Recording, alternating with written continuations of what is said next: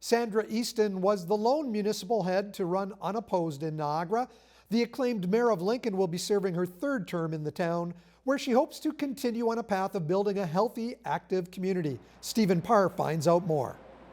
I'll speak to my priorities, and they fall under a main heading of healthy communities. And you've probably heard me talk about the determinants of health. And I don't know that people understand readily, unless you're in healthcare, that you understand readily what that means. The model that I have in my mind is really around sustainability. It has to do with the economy. It's related to all of those services in the community and the environmental elements of our community that make sure that this is a healthy place to live. Having a local hospital is certainly very important, and there's a substantial contribution that's being made all across Niagara. How many family doctors you have in your community is very, very important. Mayor Easton also believes the redevelopment of Beamsville District High School could play an important role in building a healthy community. We have a memorandum of understanding with the board, and so it is our plan to go forward with developing a plan with the community. People are extremely interested in it, and I've certainly been, and the council has as well, encouraging people to submit what they would like to see there. And so it could be a combination of things, but certainly with the closeness to the hospital, we should be very conscious of the number of family doctors that we have. Where are they going to be located? Where are clinics going to be located? For example, mental health services are extremely important to have access to in every community.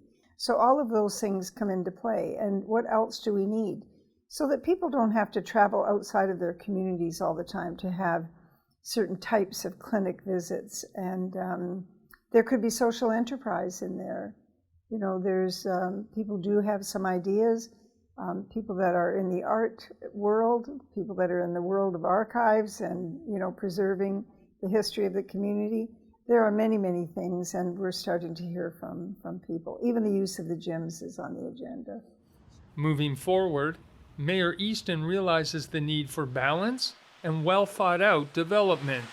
For example, if we're growing 10,000 up to 2051, I guess that is now, target keeps moving. If we're growing, and we know that number is what we're going to be held to, it's a matter of where is that growth going to take place. And I think that is a really important element of having control. You know it's going to be there. You know that property, willing buyers and willing sellers get together, and then property is available. So we have our zoning bylaw in place, and we have our official plan in place.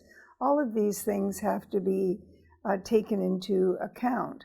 So here, just to be more specific, if you go down Ontario Street and you look at where development has taken place, I think that it has become the epitome of what's referred to as the missing middle. You have a lot of single-family dwellings.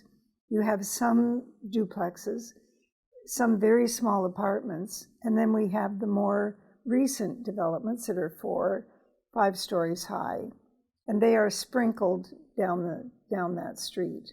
When we get to the tracks, we have the development that's there now and coming. It's an excellent location for it because that's really the Go precinct. And then the rest of it will continue north of the tracks. And I think it's wonderful that all of that development will remain outside of the current communities settings, the current neighborhoods. Want to have your say? Speak up, Lincoln. Mayor Easton and council are always willing to listen. In Niagara, you're watching The Source.